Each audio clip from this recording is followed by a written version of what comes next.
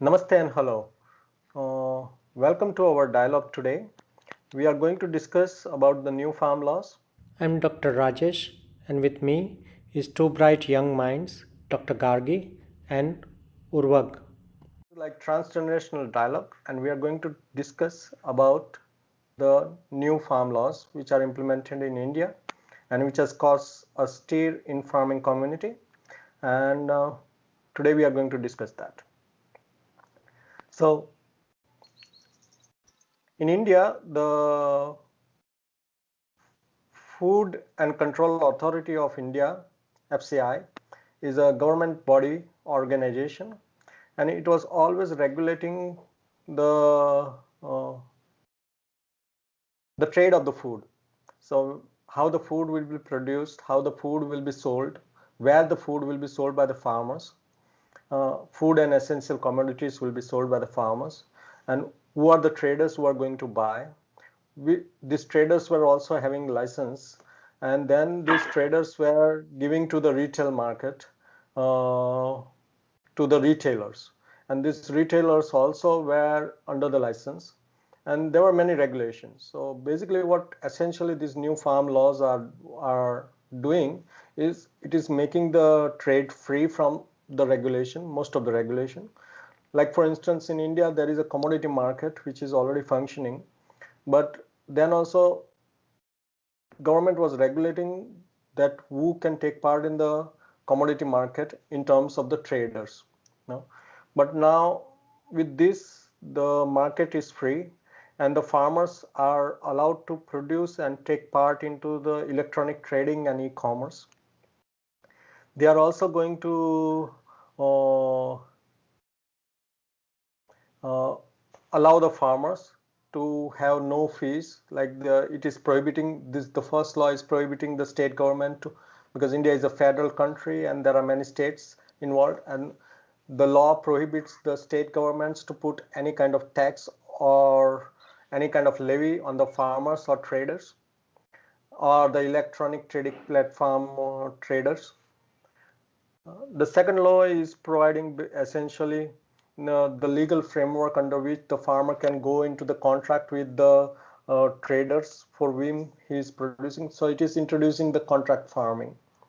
Now, this contract farming was already happening in India, but it was illegal. Earlier it was not allowed, and some of the farmers were doing this thing without the knowledge of the government. But now it is giving a legal framework for these farmers to arrange into the contract farming. And then it is also implementing a dispute resolution mechanism by introducing a tribunal where if there are dispute arising between the farmers, which is who is the producer and the trader, then they can go to this dispute resolution mechanism or tribunal, and then they can solve their problems. And the third law which is implemented, it is allowing anyone to take part into the essential commodities trade without getting a license. So it is freeing everyone's entry into the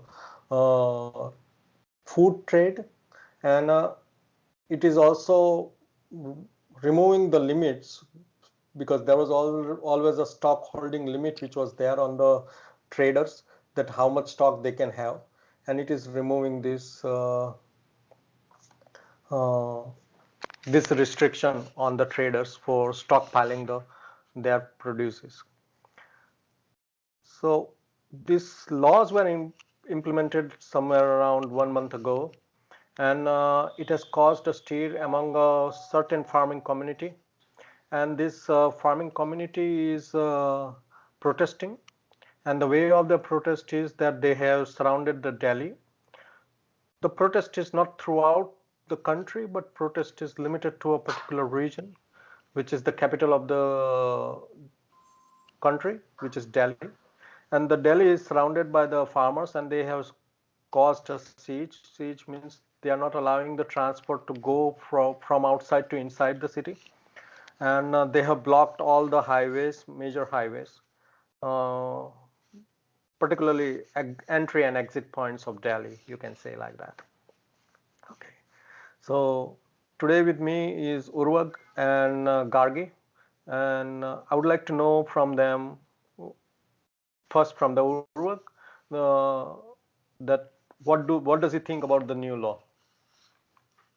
Well, I think it's really beneficial for all parties involved because I have always thought that increasing a person's freedom cannot harm anybody. Because, say, for instance, a farmer doesn't want to do contract farming against that, then he's always able to do that because he can just choose not to. So I don't see why a person would be opposed to increasing his own freedom, his own rights in a way. But of course, there are other problems such as state governments losing their major revenue sources, and also the question is federalism, whether the central government will be able to restrict state governments, lawmaking authorities, etc. But Mhm. I guess for all practical purposes, these are very positive laws because why increasing freedom? How could it be bad, in my opinion? And what does Gage thinks True. about? Uh,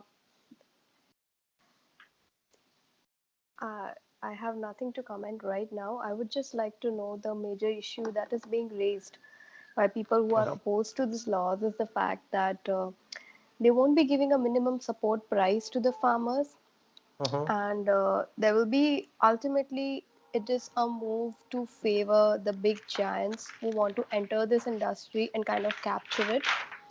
So Mhm. basically, yeah, the bigger industrialists of the country who really want to venture into this are being favored by this, and the farmers will be at a loss by not having a minimum support price to their products.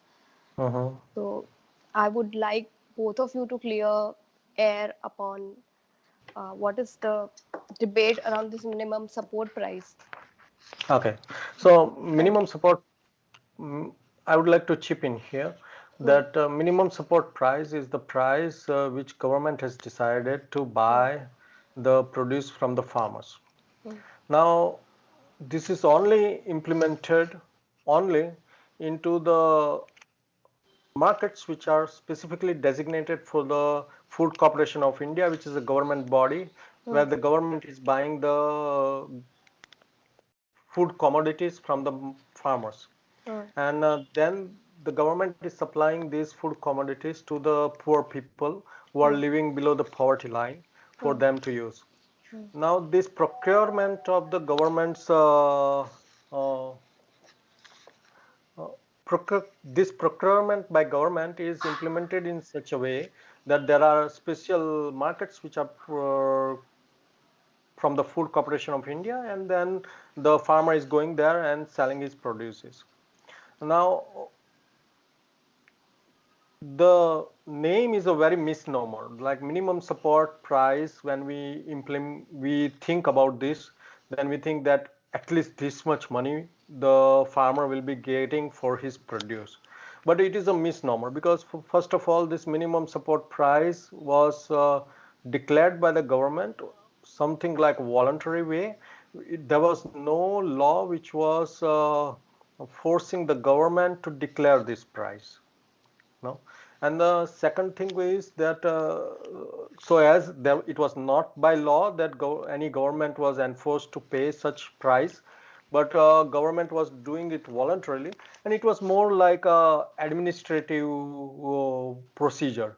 So uh, when the government employee who is working in the Food Corporation of India, he was uh, looking at the farmer's produce. Farmer is coming to the market to sell his produce, and then he's looking at the produce, and this was like, it was not exactly minimum support price, although it was named like this. As I said, it was a misnomer, but it was maximum indicative price. No, Hmm. Hmm. so in reality, at administrative level, it was maximum indicative price. So maximum this much the Hmm. person can get. But because India is a developing democracy and there are a lot of issues like corruption and other issues are there. So anyway, the farmers were not getting this minimum support price, even though the government was declaring it to do this, because there were many people involved in between the farmer and the government. Like for instance, first there will be one agent who will be helping the farmer to sell his produce to the Ford Corporation of India, to the government. And then after the agent who is coming, also the government's employee who is also deciding, looking at the grain of the farmer, and he is deciding the price. So this was like a misnomer. Like people can think that this is the minimum support price he is going to get, but like the government, the state government was putting 8% tax on this.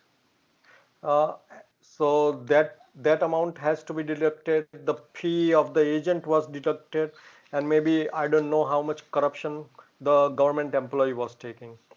So it is like a misnomer to think that people were getting this price. So farmers were not getting this price. And another thing was that although by law the Food Corporation India was releasing the money to the farmers, should release the money to the farmer in 3 days time, but it was exactly not happening, because Food Corporation of India, because there is a middleman involved, which is the agent, and so they were providing the money to him, and then this agent was maybe in 6 months time or 8 months time slowly delivering the money to the farmer. So it was not exactly uh, a good thing happening. But I know second point Gargi raised was about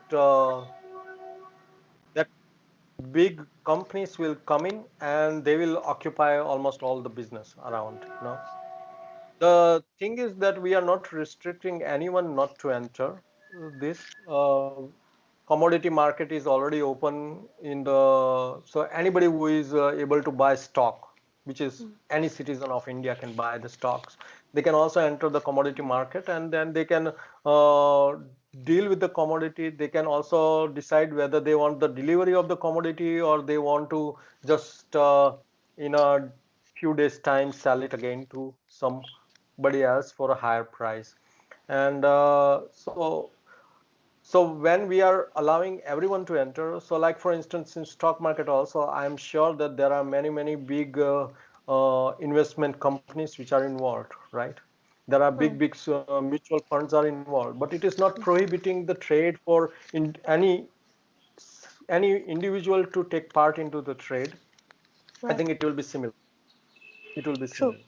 So, do you What do still agree that the system of minimum support price, or Yeah, whatever the maximum price that people get, yeah, that system has been slashed in the new bill, and there is no price set as such which you have to deliver to the farmer, even by bigger companies or whoever buys that commodity?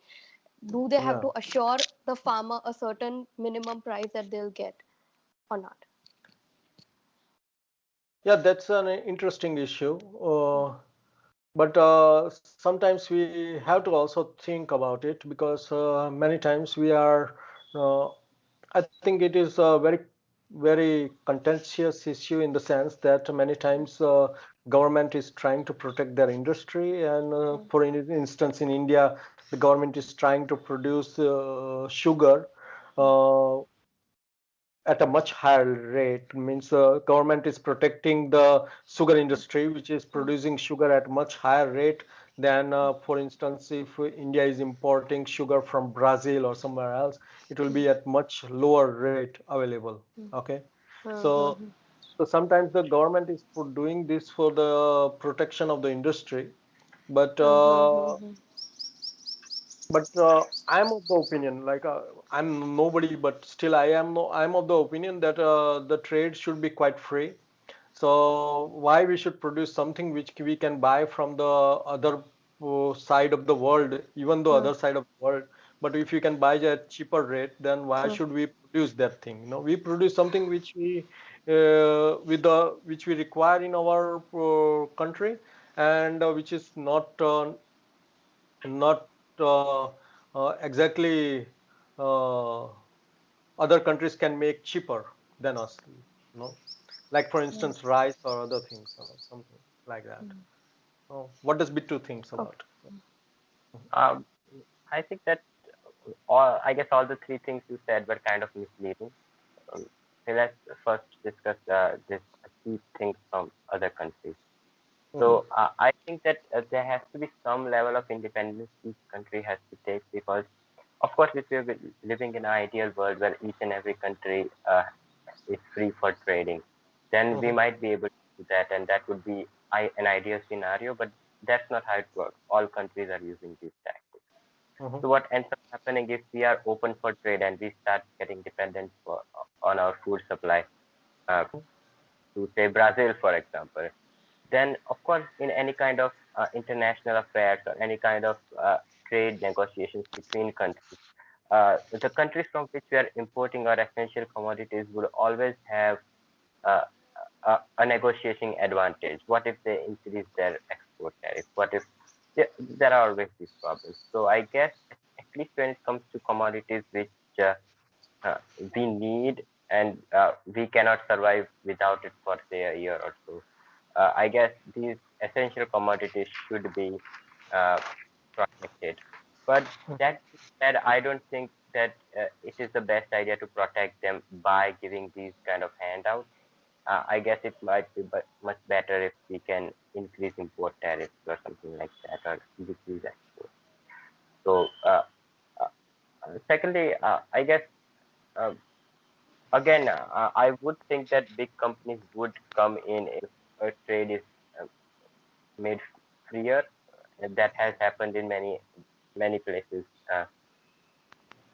But again, the question is whether that would be harmful or useful, Beneficial to uh, the farmer. beneficial. Yes, but I think it would be beneficial. But of course, that's not practically going to happen. That instead of companies like the Federation of India, which are government owned, large private companies are going to do the uh, same uh, business, uh, and which, according to your opinion, might be a good thing or a bad thing. Uh, and so I guess it's kind of misleading to say that everybody has a chance. Maybe everybody doesn't have a true chance when it comes to practically looking at things. I forgot what's the third thing you said, but I had some objection of there also. But Okay, so basically my question basically is directed towards how the end farmer, which is supposed to be benefited, will see benefits of this bill. As much as I'm able to see is that the people in the advantageous position right now are the traders and the Food Corporation of India. If Okay. this bill gets passed, there will be bigger companies who will be taking over probably a large part of this business, and they will be uh, at the advantage or the receiving end, right? How does this thing make a difference to the farmer? Whether he's selling that to a huge company, or handling the corruption and the system and everything by this government system of the Food Corporation of India, how is it going to make a difference in their lives? Like, what is going to be different, and how is it going to be better for them? Okay. I think the similar problem has been solved in the countries in the West, like for instance in Europe. So there are big companies. So there are like 11 or 12 companies in America, which is regulating the whole food. Does not matter what kind of produce you buy from the supermarket or market. They will have different name, but the mother company is only one. So altogether, like there are 11 companies which are regulating all the food in America and all. So these are companies, in order to be profitable and working very nice, they want to buy as cheap as possible. And I don't know if this is an ideal solution, but the government of the West has made a solution like this, that they are giving always subsidies to farmers. No, so farmer is selling the product at a very low rate to the uh, government, not government exactly, to these companies, and but the farmer still gets income by the subsidies. So farmer gets a direct debit in his account, in his bank account, with which he is able to maintain similar salary like the other industries or other people who are working in IT or something.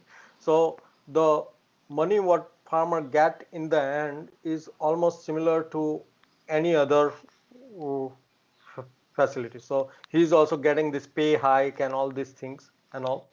But still the government is providing a lot of subsidy, and the major advantage of this subsidy is getting this industry, because industry is able to buy at a very low rate, but this is how they have solved the problem in the West. I don't know if it is ideal or not, but I'm just bringing this a point. Right.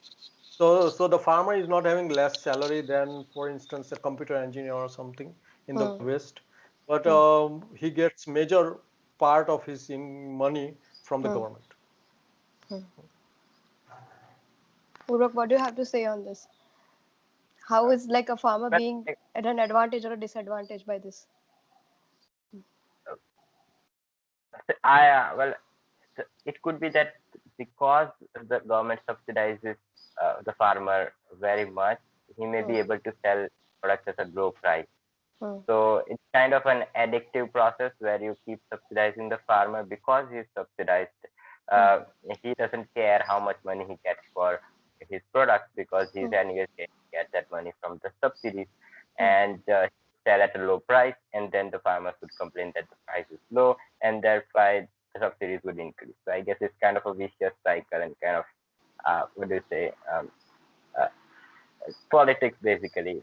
But so maybe even if there are large amounts of subsidies, truly these subsidies might go to say the companies, or essentially divided between these companies and the farmer in some proportion. We don't know. Right.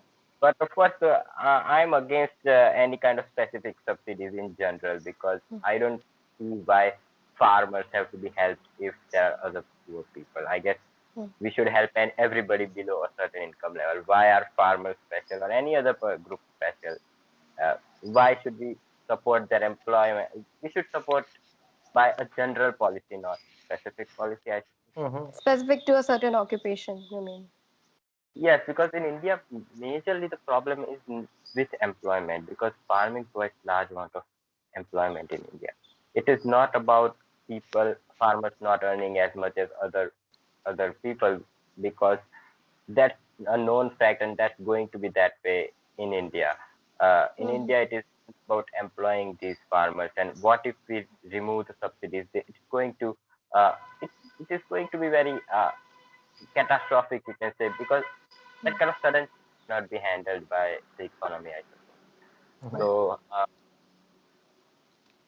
I'm Just against. So, okay. And just one thing to add, like government is not taking away this minimum support price. Government is not telling that they will stop buying the produces into the Food Corporation of India's markets and all.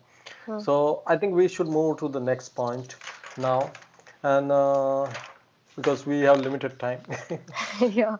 So Okay. basically, So, I would just like to conclude on this point. Like, what is my yeah. clear opinion on that is that Yeah, the that will farmers be are nice. neither going to be at an advantage or a disadvantage by this because they are already being exploited. It's just going to change as in who exploits them. If it's right now the government and the traders and the middlemen who are exploiting them, it could change and it could be the companies, the bigger companies will come into the picture and exploit them.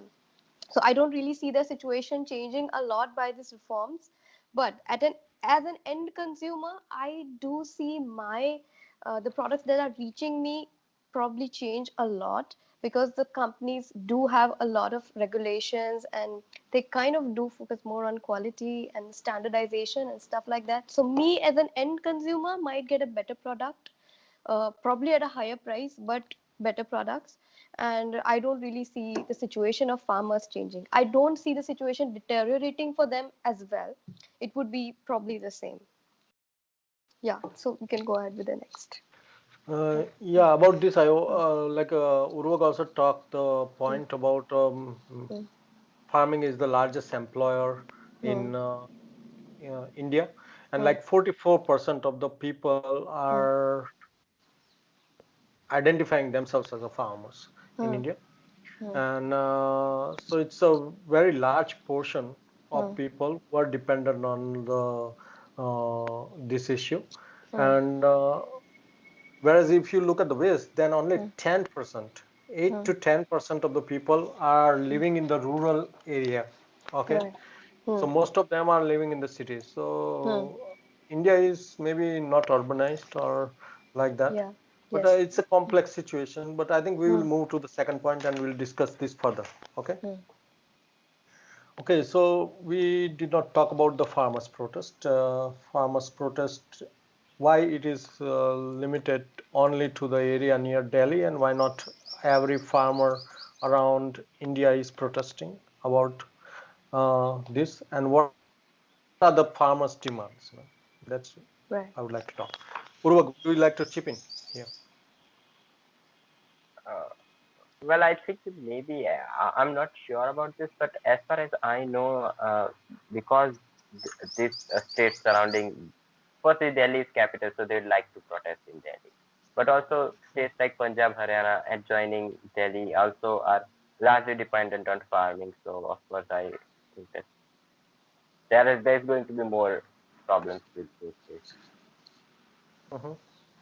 Right. So they're So going to protest. altogether, like I think all of India is protesting to say on Mhm. paper, but the major part is being, or the loudest voice that comes into this protest Yeah. is probably from Punjab and Haryana, Mhm. a little bit from UP and everything. Of course, the protests are in Delhi because Delhi is the capital, but why Mhm. the major part is being played by Punjab, Haryana, and maybe a little bit of UP, that we can discuss. Mhm. Yeah. That is majorly because the Food Corporation of India is procuring the food grains Mhm. only from Punjab. No, Right. so even the Western Uttar Pradesh and Haryana farmers, what we are talking in Haryana, there are Food Corporation of India's market, but Hmm. in Western Uttar Pradesh there is no market. But the Hmm. thing is that Western Uttar Pradesh farmers are also sending their crop to the Punjab to Hmm. put into the market. In Punjab Okay. itself, there are Hmm. 18,000 uh, markets from Food Corporation of India, Hmm. where the government is procuring the food grains from the farmers. Hmm. So basically, all the other farmers, like for instance, farmers in Karnataka or Hmm. Bihar or other Hmm. places, there was there was no market, and they were not sending their produces there. You know, so for them it does not matter about this law or not. For Hmm. instance, even Kerala, which is a communist state and protesting very much for the farmer, Hmm. but still they even do not have the local APMC. APMC is the Hmm. local market where the farmer can go and sell his produces Hmm. other than the government. Okay, so Hmm. Other than the so central government, you mean? yeah, other than the central government. So the Right. here the Hmm. government is not procuring, government is just providing a platform where the Hmm. traders are coming and they are Hmm. buying the produces from the farmer. No, Right. but even these markets do not exist in Kerala.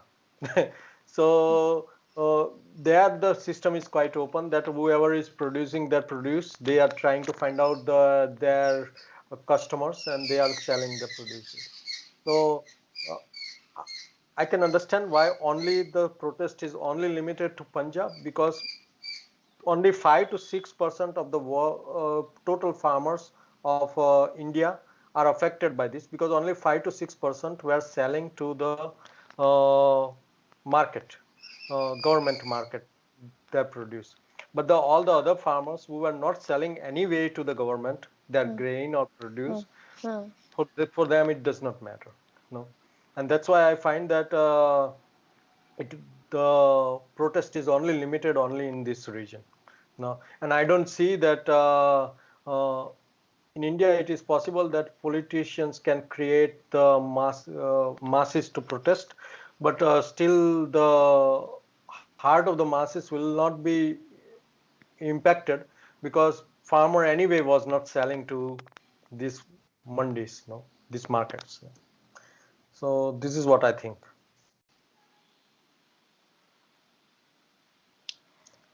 Okay, so maybe Urvak, we will.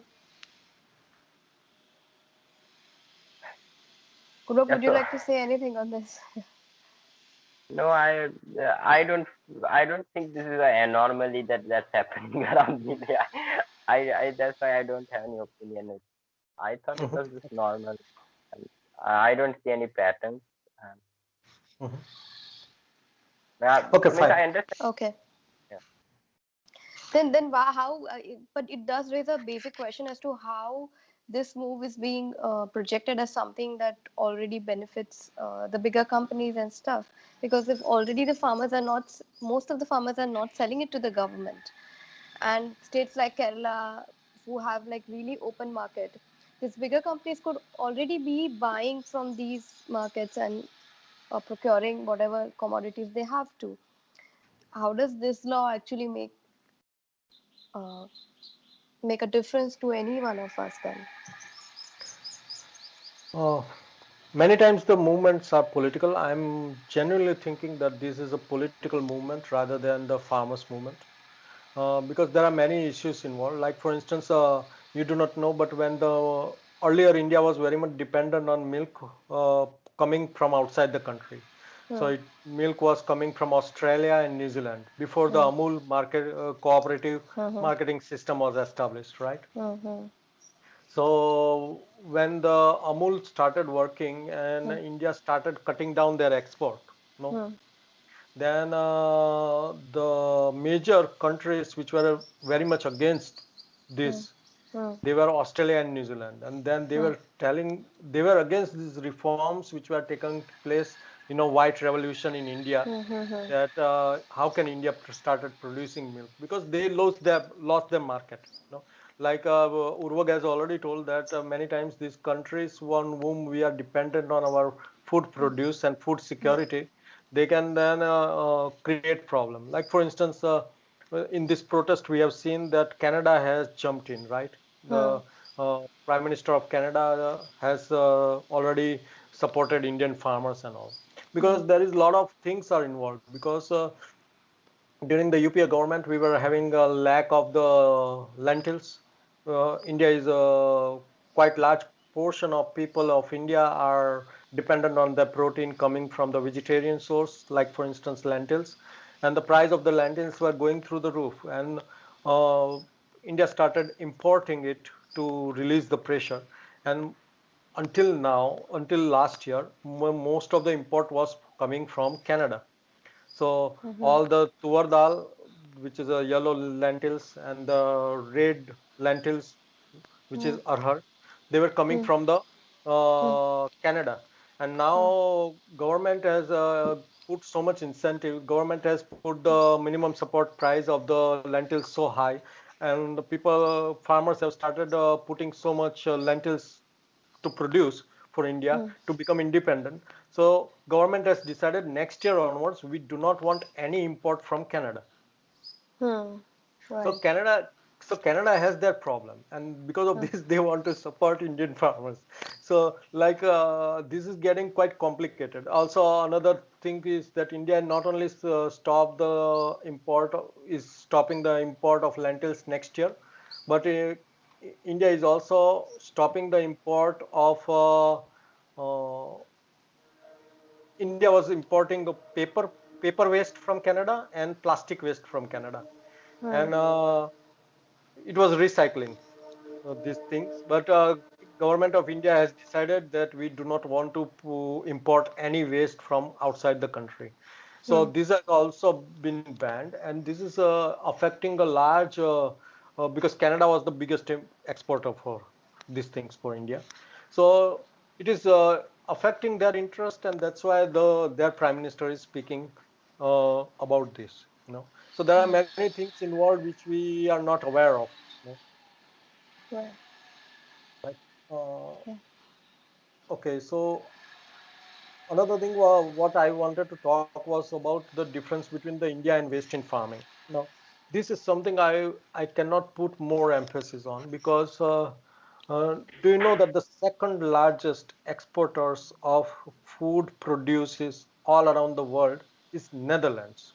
Now, this Netherlands is a small country. It is so small that many of the district of India will be bigger than the Netherlands. Okay, Hmm. but how such a small country can produce so much exports? Like if you look at the world exports, then India is producing around 2% of the world agriculture exports.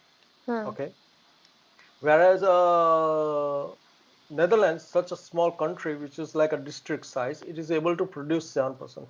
So I think there is a lot of inefficiency in our farming. Like for instance, Punjab and Haryana, from where the government of India is procuring all these grains, they are they are uh, told in India as like a rice bowl of India or something like this. If Punjab will not produce grain, we will not get grain.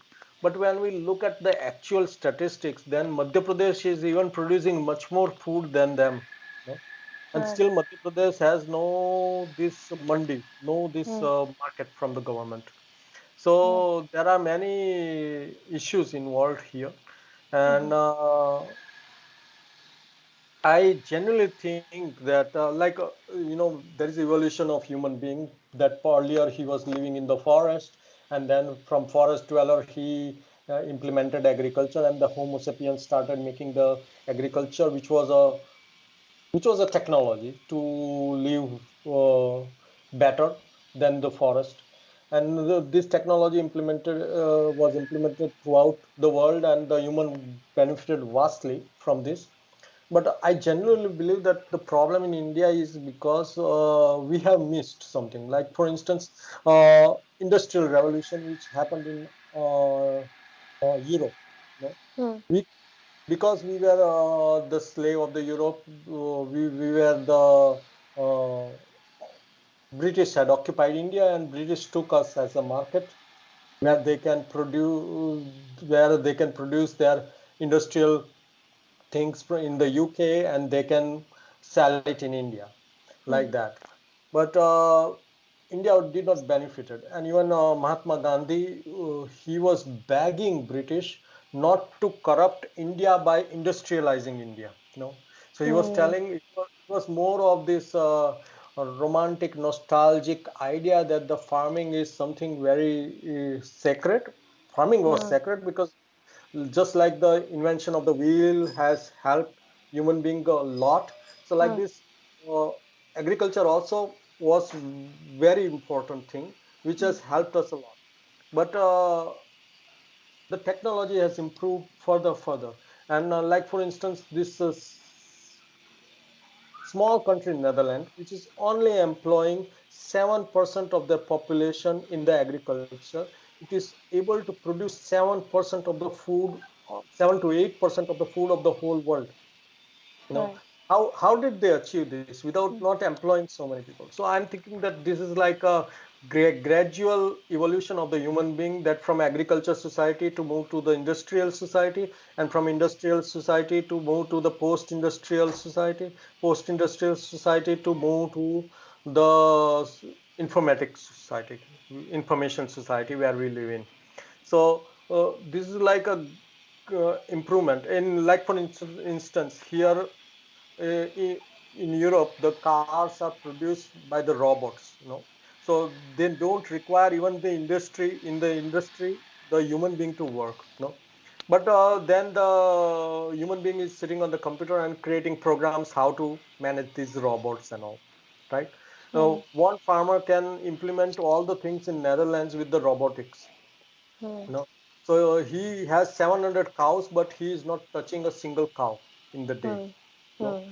and he is able to manage his dairy business like this. So irrespective of whether we implement this or not, I think the human society is evolving in such a way, and because we missed the industrial revolution, we are still having this problem. This farmers protest is nothing but the problem of the agriculture society, which is coming on us in the 21st century, Hmm. because we missed the in between revolution. If Hmm. industry would have employed more people than the Hmm. agriculture, Hmm. then we would not have this problem. Right.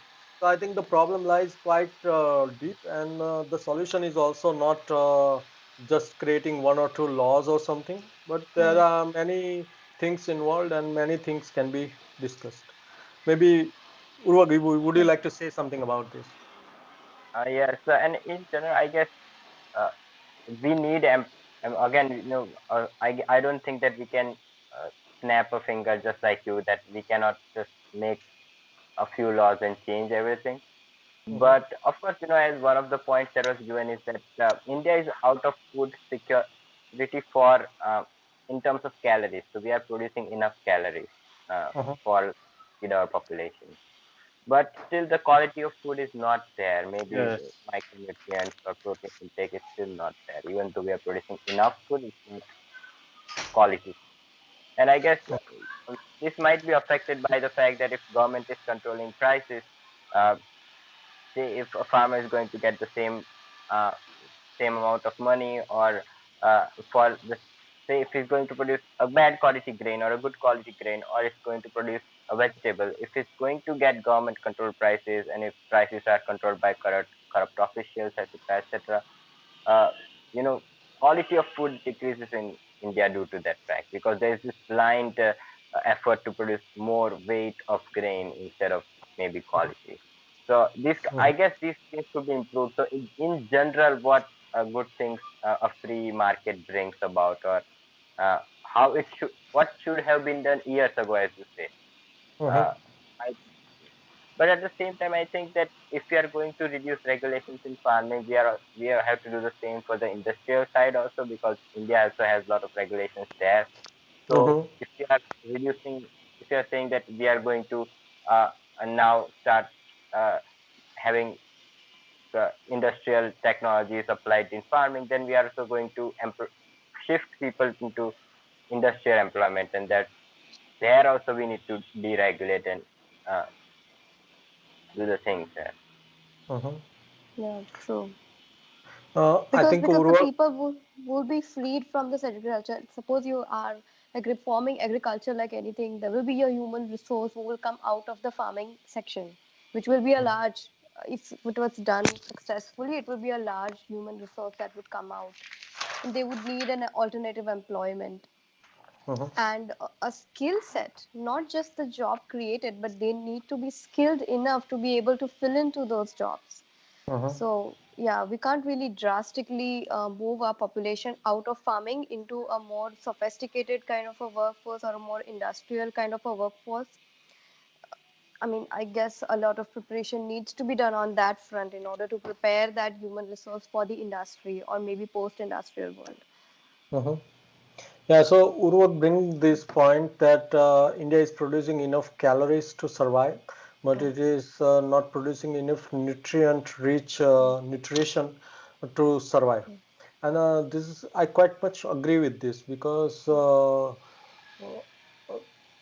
when you are having lack of proteins in the diet, when you are lacking the essential uh, fatty acids in the diet, when you are lacking also the calcium and other micronutrients into the diet, then it is definitely not something to be proud about. And also, what he told that the quality should improve. I agree also with this point very much because everybody is cheating. This government buyer is buying the things with corruption, means government employee who is buying the things is with corruption. The agent is taking money from corruption. Also, farmer is trying to cheat. Like for instance, I was in touch with one organization which is producing food for people free, Akshay Patra, and what they told that they get the grains from the government which the government bought from the farmers to mm, produce these things. But when then they have to employ first people and mm, techniques to remove the bad things from the this. What he showed me was that farmers are even throwing some big rusted iron metal things inside to increase their weight so they get mm. more money. Right. so Right. so government employee is cheating Mm, the farmers and farmers are also trying to cheat the government. So this is like a vicious cycle, no? And like uh, Urvag is telling that if we go from the uh, subsidies and all, then I mm. think it will be better. But still, there needs to be more changes has to be done.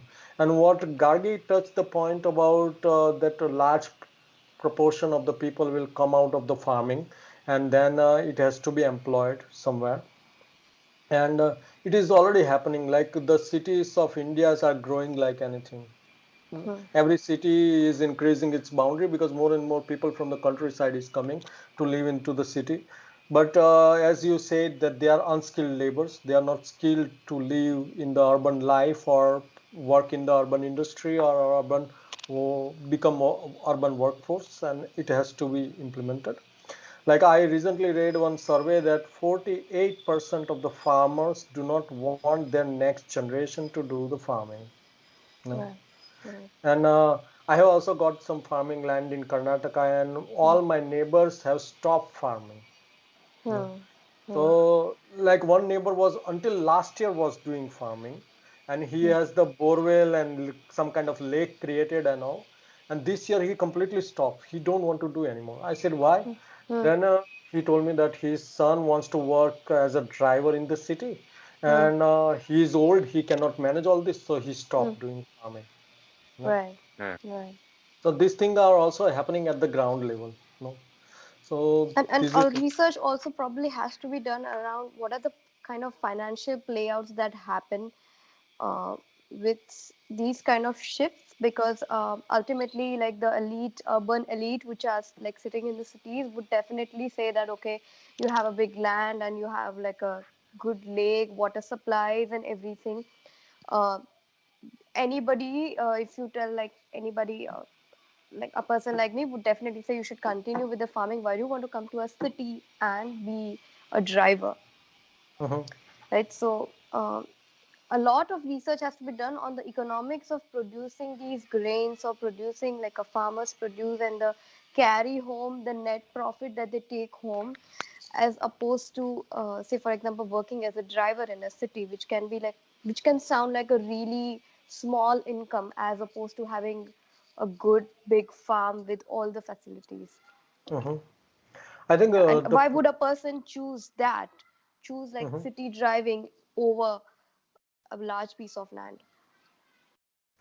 Yeah, like for instance, if he would be living on his land, maybe Hmm. even he will be getting much more nutrition food than what he is getting this carbohydrate-rich food in the city or something like that. Very Yes, diverse food. smaller You know that. houses, polluted air, Yeah. and Yeah. yeah, Yeah. So everything else. living condition changes very drastically. Like you said, the house will become smaller. You Hmm. know, congested city, congested, polluted air, and everything. Yeah. So this problem is there. No? Yeah. So, But but what is the thought process still going behind that? And yes, definitely, I would just touch upon the topic that was being discussed a little while ago. Is that Mhm. you were talking about micronutrients and calcium and even protein intake, but uh, I really don't know. We should probably discuss on the fact that how much is the calorie deficit? If you said that India, like forget about proteins, forget about micronutrients, let's just take the basic calories. If Mhm. India is producing enough calories, how is, I mean, is still, I guess we do have a calorie deficit in Indian population. How does that play out? Like, what is the major problem that stops? well, Huh, I think it's all about distribution. huh, I guess over the in all the world, that's the problem, hmm, that we are producing enough food hmm, all over the world. We are hmm, not able to because there are poor people hmm, out there who might not be able to afford it, hmm, and we have rich people who are wasting food, or just outright eating food which is less favor. For example, things like meat, for example, then hmm, we would be producing enough calories. But if people choose to eat meat, we are using a lot of calories. That's a very inefficient way of doing it. So the people who are rich would waste these calories or waste the resources uh, and food, and while the poor people don't get that. Or so, as we talked, there are a lot of food getting wasted in the go downs and getting rotten, but people are not getting food. That kind of, it's a distribution problem, not a production problem. So, But does the farmers bill touch upon anything into the distribution system? no, but if things are, say for example, a government does not care about protecting the crop. Why would it Mm. care? Because Mm. it's actually beneficial if some crops get rotten, so that Mm. we can give more subsidies to farmers, right? It's kind they don't have interest in managing distribution systems properly, Mm. uh, and secondly, it doesn't matter in some sense because how would government is not doing anything to distribute, right? Except the ration system and everything, which could be managed without uh, these laws don't affect it. It's completely different thing, right? So uh, I guess it has nothing to do with distribution. The distribution situation will remain the same. Maybe some waste is reduced, but otherwise, I don't think that there is any reduction. And secondly, you have to understand that if prices for farmers increase, prices for customers also increase in some way. So if there is an 8%, and that tax is given by farmers, but is distributed between consumers and farmers. So even the prices of food is going to increase if the government is going to say tax it, or there is corruption of that's going out of the pockets of farmers, being passed down the line to customers somewhere somehow. Of course, I think that it's going to improve, but I guess the core problem when it comes to malnutrition is completely different, not related to these things. Okay. Okay. Mm. So another thing I wanted to do a little bit touch upon, I already Mm. talked a little bit about this, Mm. that Canada was involved because they are going to have less exports to India. Another thing is that the world is becoming smaller with technology use, Mm. and Mm. we have a large number of the people from Punjab who are in Canada. Mm. So it is obvious that the Canadian government or Canadian people who are Indian people who are residing in Canada can get Mm. involved in all this. Mm. And many of these NRIs have also the farms in India because their family members are there, and then they send the money here. Also, next year is going to be election in Canada, which is also going to play a role. So I think in future we have to be also ready that many of these kind of international things, which was earlier like you can isolate yourself, but like right now, other than North Korea, none of the country can live in isolation. So we so we will always face some kind of pressure from the others and all, From the and we have to international, yeah. from international, and we Mm. have to learn how to live with it, I guess, you know. Sure. Yeah, but Mm. So that is the point.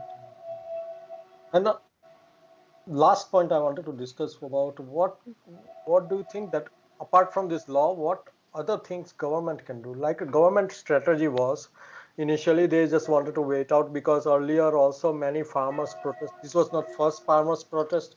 Earlier also many farmers protest happened in India, and most of the time government was waiting little bit 15 days or 20 days when the farmers again have to go to their field to do the de-weeding and other things. So government was also of earlier opinion that this protest will fizzle out after some days because the farmer has tasks to do in his field.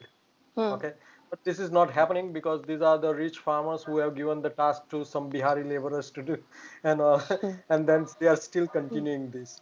Yeah. So this protest is Mm. continuing, but Mm. what do you think that what can be the solution?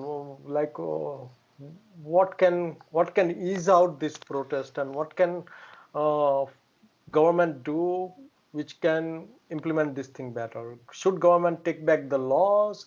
Should government change the law a little bit and tweak the law like this that the farmers are happy, or government should not bow down to the farmers' demand and continue with their things? What, or maybe something out of the box also? What do you think, Urvak? uh, well, I think waiting out still is a good option because as you just pointed out, that lot of politics is going into this. So maybe even if protests are happening, truly farmers are not unhappy. Maybe the vast majority of farmers are unaffected. Yet, say some rich farmers or whatever the politics is behind it, maybe there isn't a true unrest. It's just a political protest, then waiting out would be a good option. Also, I guess because these things are kind of related with the party's ideology that we should have free market or whatever. So it could be a good thing, maybe if the government thinks that it is going to be good for farmers and farmers may realize it after a year or two, for instance, then maybe just wait it out, maybe have a strong hold. I don't think that we should bend down to farmers because I don't feel any farmer related problem in these laws. I know of other problems, but this farmer related problems I don't see, or very less. So uh, I guess uh, the government should wait it out still, and especially I guess we didn't discuss, even though it was in our list of topics, that the kind of tactics that farmers are using. We shouldn't encourage those tactics, especially with the seed and everything. If they are Yeah, yeah. uh, Bharat Bandhan, and that is pure gangster stuff. Okay, this is not a protest going up. True. Yeah, True. yes. Even So like there's like like one thing to bow down to this ideology and their opinion, and then there is another thing to bow down to the way they are trying to enforce their opinion or their Yeah. rights or whatever has to say. So when you do bend down, you could be like, it could be taken as succumbing to the wrong techniques that they are employing rather than succumbing to their ideology. So even the way of protest, if it has to be opposed, you have to stick into that. And Right. whenever I guess whenever we talk about farmers, farmer itself is a very I mean, we have to define what is a farmer, because there are laborers and there are farm owners. Yeah, yeah. So when we do essentially mean a farmer, farmer is someone who works on the field and not doesn't really own the field or own the crop that is being Yeah, yeah. produced by the field. So those laborers are anyways being exploited by the richer farm owners or the traders who are there. So I guess it makes no difference who's they are being exploited and they will be exploited. It's just that who exploits them will be different. Yeah. So What Urvat says is right, like this siege was happening in medieval time in India and all around the world, where the city was surrounded by people and not allowing any entry or exit points, you know. right. But it is not happening even in the Western world, even though people are trying sometimes. Like for instance, in France, there was Yellow Vest movement, which tried to do something similar on the highways, but the government was very strict and stern Yes. on them. Yeah. And international laws also, like United Nations has told that siege is considered a weapon of war. You know, Yeah. so you should not do this. There are other ways to increase your protest, but not this way. Like for instance, France and Germany, farmers comes with their tomatoes and then they download their old tomatoes in front of the government ministry. Okay, but they are not blocking the way for the whole normal citizens to go or something like that. Okay, so it Yeah. is just 1 or 2 days So that cleaning. is unethical kind of protest that is happening. The Yeah, way yeah. of protesting. So the way of the Yeah. protest is very wrong.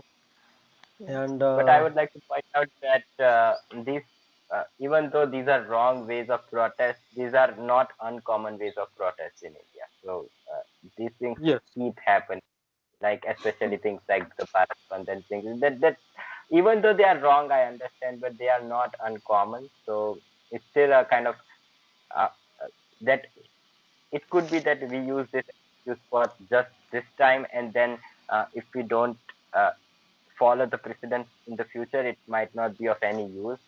So I guess up till now we have been bending down this protest. There no, are I would like, so many protests that are happening yeah, this way, and so yeah, I what you guess are telling is uh, true.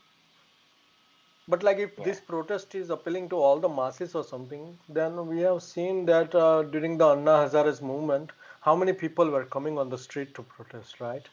So, but this is not happening here. The protest is already going 1 month or so, and it is not getting so much backup from people from the other parts of India who are coming on the street for this. So I think this is not a mass movement of the farmers. And another thing is also that uh, the protest way is not exactly correct, and government can wait down a little bit. Maybe government have to also modify their laws or something, because look, essentially every government does this. Every government supports farmer, even in here, right? So government has to devise some way or other to. Government has promised, in fact, to increase the farmers' income, like. So that is a good idea.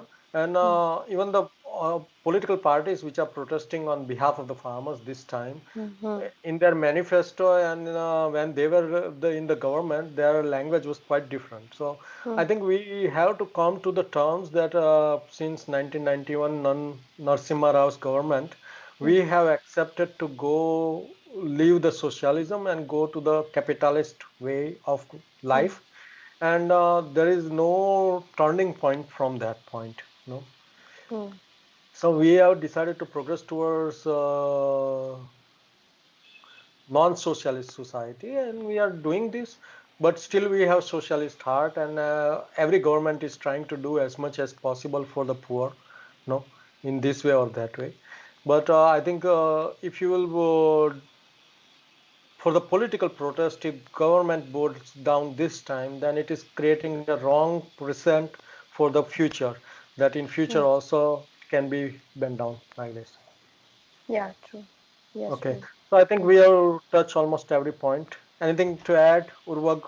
Yes, I had this problem. I guess we have only discussed the farmers view and if it's good for the farmers or not, and the protest.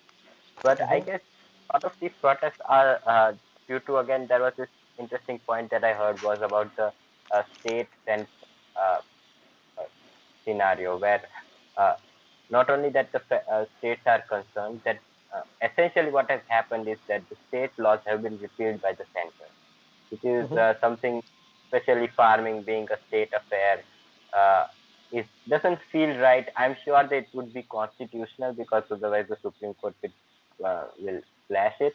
But it doesn't feel right that the center is imposing its views on the state, especially in the current scenario where the current government is kind of doing that in other places also. But essentially, there's this center state thing. Even the revenue that was collected by the states will reduce, and for certain states, it was a major revenue source. And going to the center again, kind of centralizing the power, which is again a point that it's sometimes I guess some of the protests have been initiated by uh, the state majority parties or the parties that are thinking that uh, that their power is reducing because the state's power is reducing. I guess that's also a Yeah, viewpoint, that right? But like, can also be that. Yeah. but like for instance, in Punjab, Akali Dal is protesting, and they even went from the government as a protest for this thing. But in their own manifesto in Punjab, they are also promising the same thing. So there is a lot of inside churning has to be done, that where exactly is the problem, and if the farmers are very much sticking to the point that they must take back these laws which were in fact for the freedom of the farmers. So just because of the Punjab farmers, not some farmers in Karnataka would like to suffer, no. So that is But also again, the point.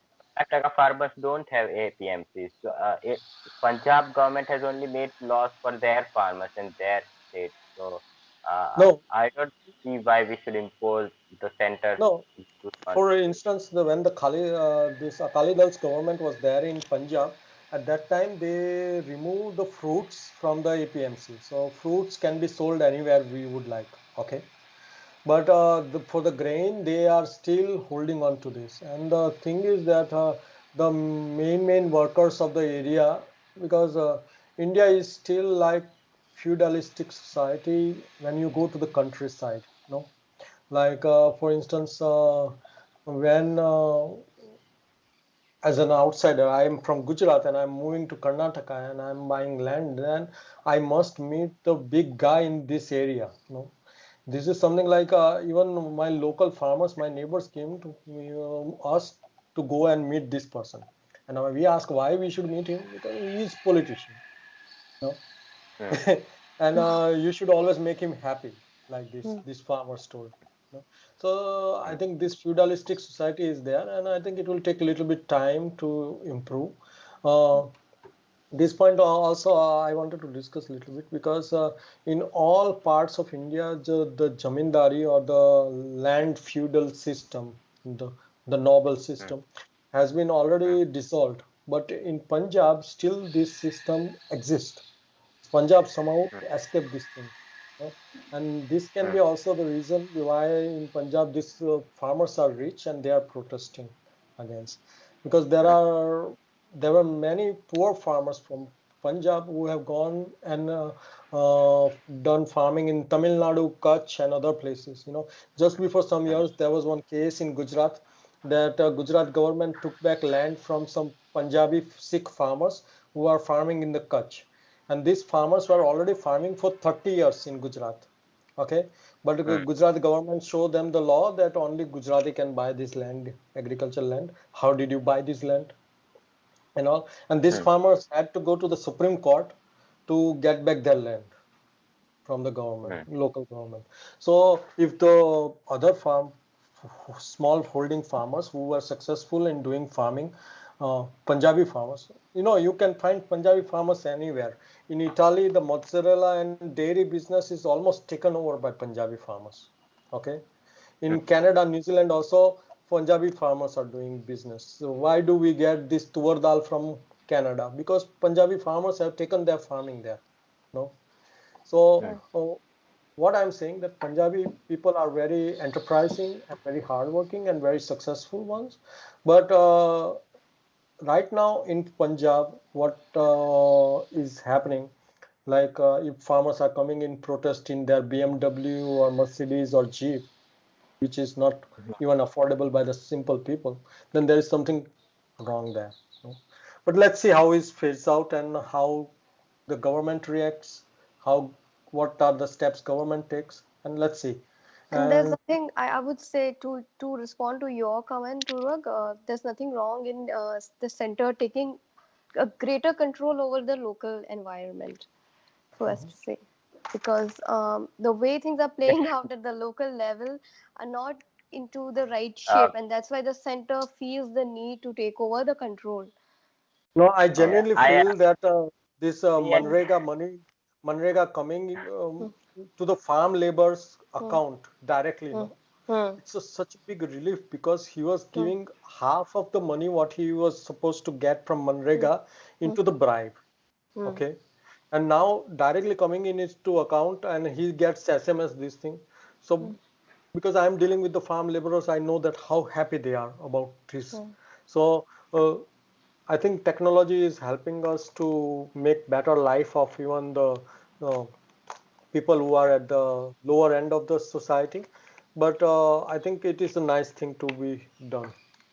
And even yes. things like, say, for example, if he bought a land in Karnataka and he has to go and meet the local politician for no apparent reason, Yes. just to establish a harmonious environment and see to it that um, nothing like no obstacle comes up just Yes. because you didn't please the politician enough, even though Yeah. you don't really require any favors or anything from it. Mhm. Now, this kind of environment, when the center steps in and takes over the power of the local state authorities or the local state politician or whoever that is, it kind of helps the local environment, I guess, flourish better. Even though the center would have a lot of control, but I do think it is beneficial. Yes. So Hmm. I guess me and Gargi have had this conversation many times, and we Hmm. have different ideas on that. Hmm. But what I just wanted to point out was that Hmm. there is one what happens in practice first, Hmm. and that is about principle, whether Hmm. it is correct by principle, and that's why Hmm. we have this center. It's not about practicality. That's Hmm. not my argument. My argument would also is it uh, maybe respecting our constitution? Is it respecting our constitution enough, or uh, is it correct on principle, and what kind of precedent it sets? So even though it might be very good, I completely agree it's good, but uh, what kind of precedent is that? What if this is applied to other things, etc.? Again, I don't. That would be a completely different discussion on federalism. But Yeah, sure. uh, yeah, Okay, then we will continue our discussions on some other topic next time. Thank you very much. It was nice talking with you. Thank you for There were a listening, lot. and please do share your comments, advices, feedback. Reach out to us Okay. and do let Thank you us very know. much. Bye. bye.